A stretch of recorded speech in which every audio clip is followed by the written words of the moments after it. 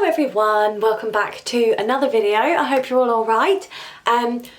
Wow, I have had a really interesting week actually. So obviously I only uploaded a video yesterday.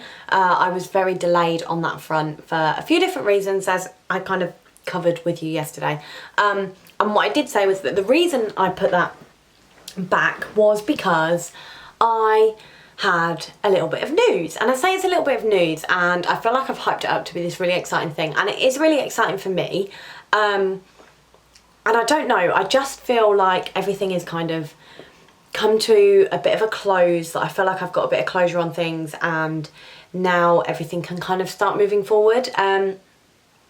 It's a very strange scenario, so I will get onto that. I hope you've all had a really good week. It has been a really, really strange week. Like I said, I actually had a car accident today, which obviously wasn't part of my plan for the week. So I was driving home from work and I came off the motorway and ended up on the parkway, because that's the way I go home.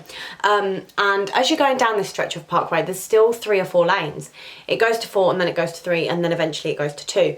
Now, as I was driving down this, a car came from the slip road to my left. So came off the slip road to join the parkway. But what they did was, rather than stay in the first lane, they decided to skip over 2 lanes and come straight into the fast lane. But while they were doing that, they didn't look at all to see if anything was oncoming. So they have come right across, and in that process, I'm coming down the fast lane, and in that process they have come off the slip road, they've come across both lanes, and they have just hit the side of me. I saw them, so I slammed my brakes on, and thank God I did, because I think was I going any faster I'd have just gone smack into the barriers. But yeah, so I'd slowed kind of right down. They snapped my wing mirror, but snapped it so it kind of went in, so it did just jolt back into place, which was fine. And they've just scratched all down the side of my car, which isn't really ideal, but it's not really very noticeable. It's not something I'm overly concerned about. Anyway, I kind of stopped, I pulled over, got a little bit further down the road before I pulled over. And yeah, these 2 blokes got out, and I can't even pretend I wasn't absolutely shitting myself, and I don't really know why, but I was just really, really panicked, and just a bit all over the place. And you know when you kind of sat there and your knees are going like this, like that's what I was doing. Like my legs were just, oh my God, like I'm sure I was possessed in that moment. Like I physically couldn't get out of my car. I was a bit like, what the hell is going on here?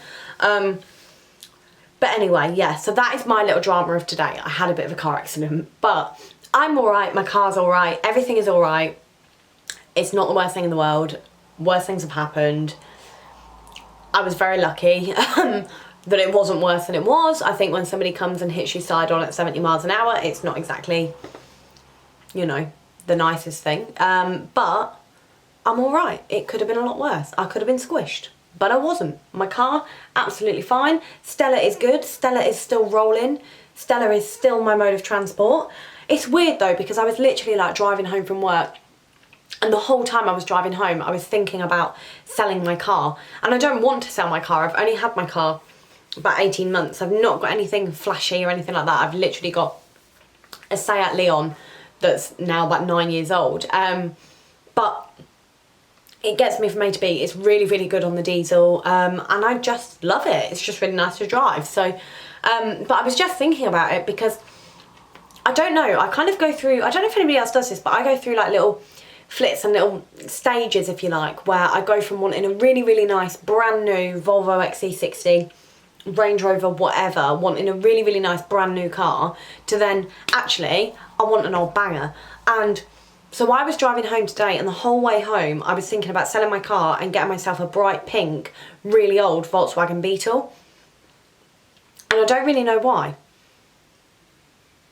Beetles never even used to appeal to me, but now I seem to really want a pink one. And that seems to be my thing at the minute. That seems to be the thing that I fixate on. I do this a lot, where I just fixate on a random thing and decide I must have it, and I must have it now. But yeah, I'm not going to be selling my car. I'm not going to be getting a pink Beetle anytime soon. But yeah, it was really weird, because obviously that's what I was thinking about the whole way home, and then suddenly, poof. So yeah, I was really like, I don't know, I was quite shaken up. I've had a car accident before, I've had somebody go into the back of me before, but it just really shook me up, and I kind of just, as soon as I started driving again, I was only like maybe 5 minutes away from home, and I rang Marco in absolute floods of tears because I was just so like, and oh no, it wasn't very nice at all. But I'm all right, here I am, I'm all good, that's fine, that's not my news. So grab yourself a cup of tea, get yourself all comfy. I'm going to take it back to the 5-year plan, and I'm going to talk to you about that because I do feel like there's been some major developments on that front that I really want to talk to you about, which to me is really exciting. So grab yourself a cup of tea, get yourself all cosy, and I'll see you in a mo. Right, I hope you're all comfy, I hope you're all in the zone and remembering this 5-year plan that I sat and spoke to you about the other week. So the reason I obviously did this, I did kind of sit here and explain to you the things in my life that I wasn't particularly over the moon about at the minute, and things that I think really needed to change. One of those things was changing my job. I have been working my job now for nearly 3 years, and when I started my job, I absolutely adored it. Like really, really adored my job and saw myself staying in it until I bloody retired. Like really loved my job. My job over the last few years has changed significantly. My hours have changed, my shifts have changed. You all know I do shift work, and it has now gone from where the latest I would finish was 1 o'clock in the morning, 2 o'clock at weekends. Again, only once every 3 weeks would that really occur, to working full night shifts and travelling a lot further to get to work. And there's a lot of things that have changed over the last few years, and as a result of that I kind of decided that it was time for me to move on, and I wasn't going to move on for anything. I ideally wanted to stay for the company that I worked for, but realistically that wasn't going to happen without me taking a huge pay cut, which at the moment I'm not in a position to do. Long story short, I wasn't really actively looking for work. I wasn't going out of my way and spending every single night going through Indeed, going through Total Jobs, going through all of that to look for a job. Like, that just wasn't happening. Obviously we're in the middle of a pandemic, which is quite a scary time, where everybody is kind of really longing for security and financial stability, and companies aren't really hiring at the moment, etc, etc, etc. So I'd kind of put it a bit on the back burner until post-coronavirus. I came across one job, and this one job was a bit of a pay cut, but no more of a pay cut than the petrol that I would be saving going to and from every day. And it was a lot more local. It was 9 to 5. It was on paper made for me, but also on paper something that I thought was a little bit too out of my reach and didn't think I would get in a million years. So anyway, I took a chance and I applied for this job. Then I kind of wrote myself out of it, because all this job application was a case of submitting my CV. Now, I have not written a CV in about 4 years, so I just updated my CV and just thought, you know what, sod it, ping it over, give it a chance. If you get it, you get it. If you don't, you don't. If you get an interview, then great. If you don't get an interview, great, whatever. So that's what I did. At the same time, I applied for another opportunity at work. It wasn't a new role, it was just a bit of personal development within my role. And again, didn't expect to get it. I think in the last 12 months, my confidence has dropped at work for no given reason as such. I feel like I've just taken a bit of a knock and didn't really get back up from it. And I think as well, in the last 12, 18 months, an awful lot has gone on in my personal life, which I think I have found really, really difficult actually to kind of separate and keep everything as work and home life.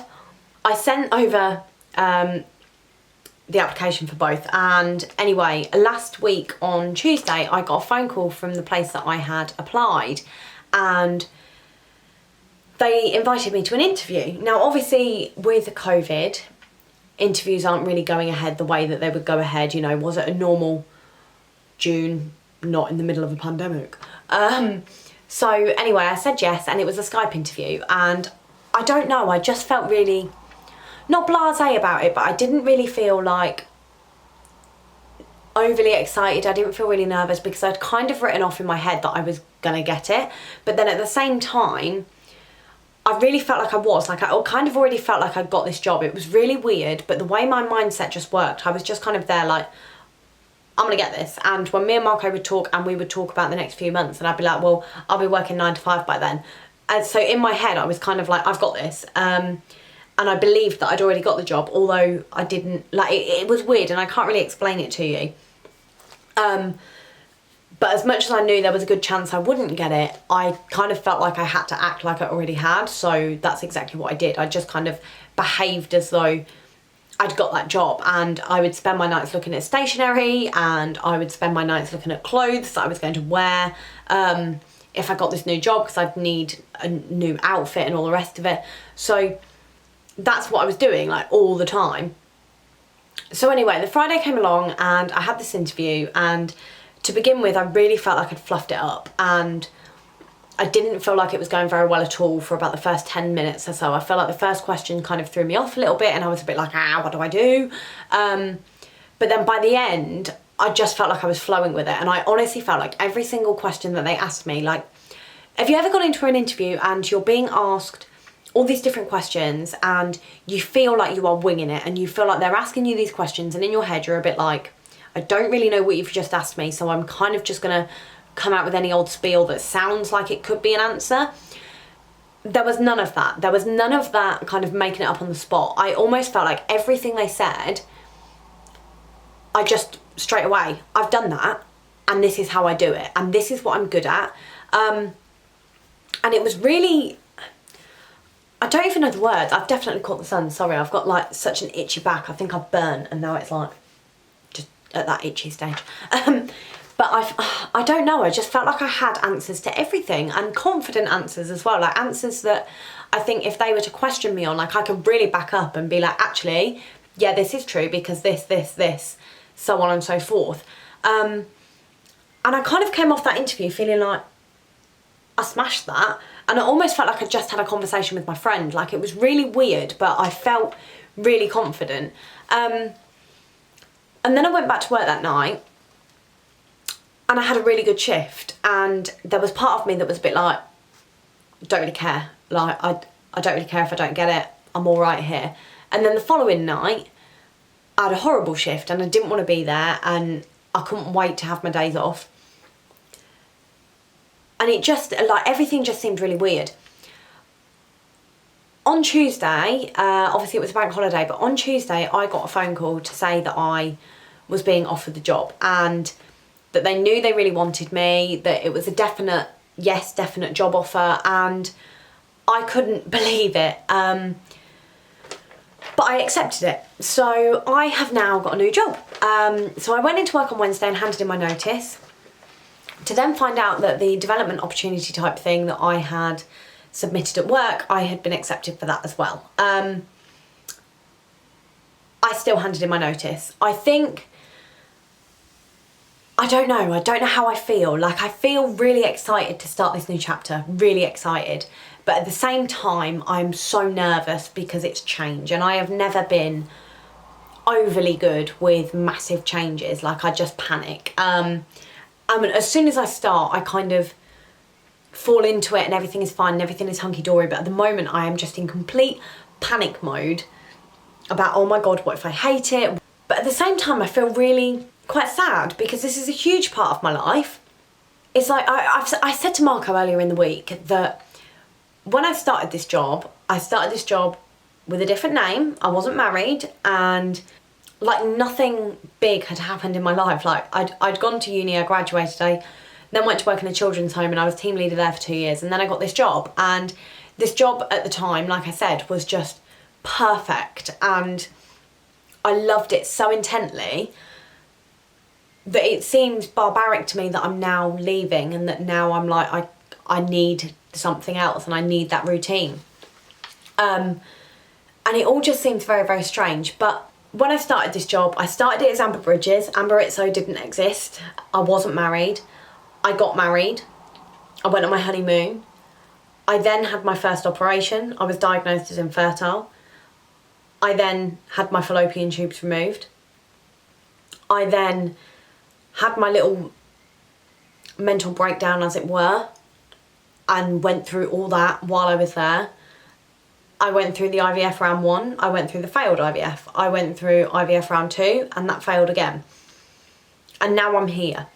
And I feel like such a massive chunk of my life, and possibly the most important couple of years of my life as of yet, and the most challenging and the most scary times of my life have happened while being at this job. And so all my colleagues that I work with, they all know about this, and they all know me, and they know that some days I will come in and I will be the bubbliest, funniest, just really loud and in your face person that ever was. And then other days I will come in and it is literally like walking on eggshells around me, because they know that with everything that's kind of gone on at them in my life, if you like, over the last few years, that some days I just have bad days, and everybody seems to get it.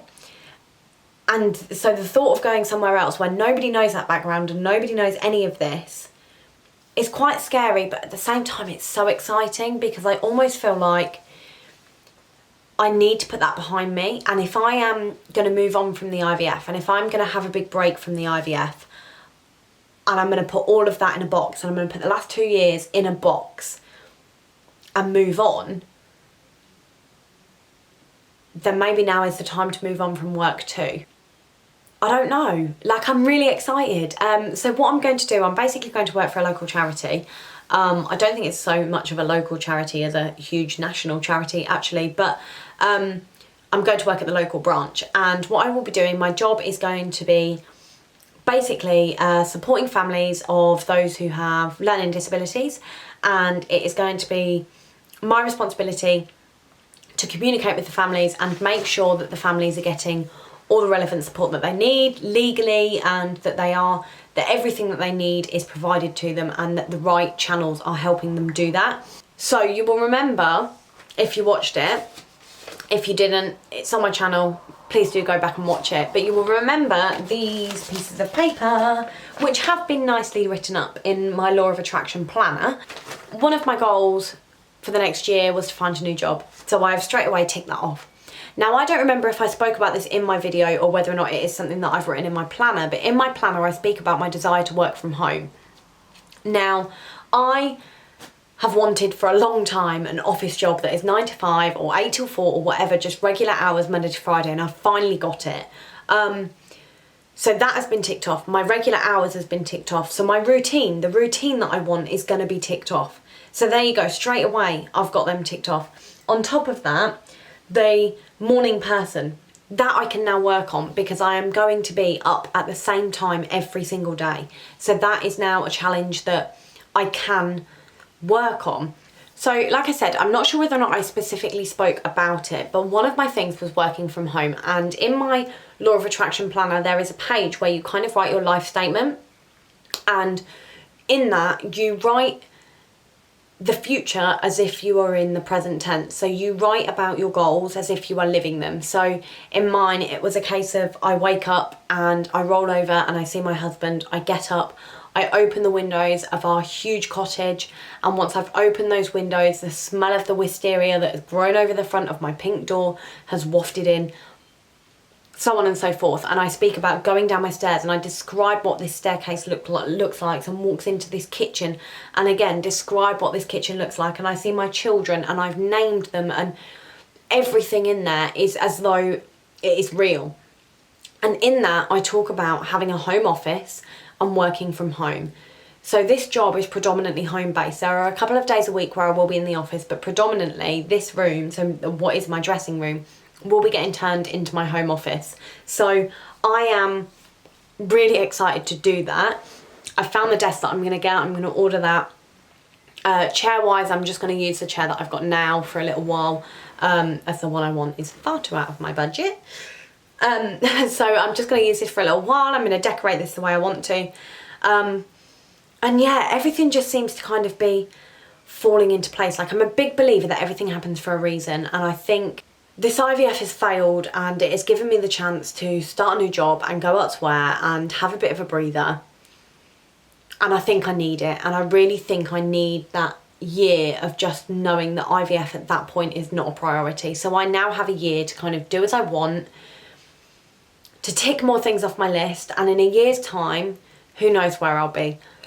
But that plan is becoming more and more and more achievable every single day, and I cannot quite get my head around the fact that I've got this job, that I'm going to be working from home, and that everything is going to be a bit more normal. So for me, that kind of means that on top of that, I'm going to have a lot more time to be able to do things like this, to sit and vlog and talk to you. I'm going to be able to invest so much more time into my blog, into my Instagram, into starting this podcast, and it just frees me up because I have that routine. And one thing I struggle with at the minute is with the regular updates, with the regular uploads, because I do the shifts.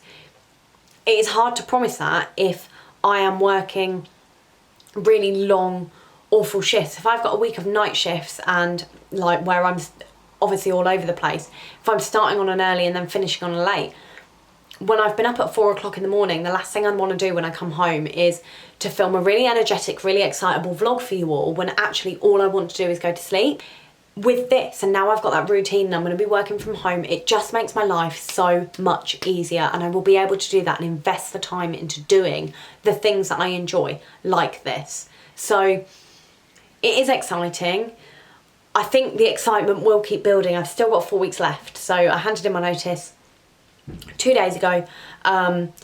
So I still have a bit of time. But yes, so that is my news. So obviously, like I say, everything is going to be changing very quickly, but it means really good things for this. It means good things for the filming. It means good things for the blog. It means good things for my social life. Oh my God, I'm going to have a social life. And yeah. So that's my little news. I hope you're all alright. If you like this video, please do make sure that you hit the subscribe button. If you're excited for all these changes and you're going to be here for them, hit the subscribe button. Big thumbs up on this video, drop me a little comment.